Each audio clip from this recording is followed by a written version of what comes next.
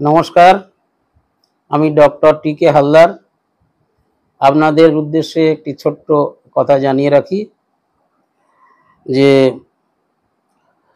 Sellers remedy, যারা সমুদ্রে, মহাসমুদ্রে, নদীতে মাছ ধরতে যায় বা যারা জাহাজে কাজ করে, জীবনের অর্ধেকটা সময়ের বেশি তারা নৌকাতে থাকে, নদীতে থাকে, জাহাজে থাকে, সমুদ্রে থাকে, তখন তাদের শ্বাসের কষ্ট হয় না।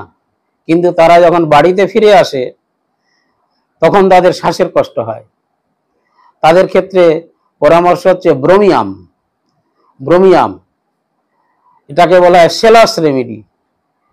সেল মানে পাল তুলে নদীতে যারা যায়, সেলার্স রেমেডি, জাহাজে কাজ করে, ঠান্ডা জলে থেকেও তাদের শ্বাসকষ্ট হয় না, কিন্তু বাড়িতে এলে শ্বাসকষ্ট হয়।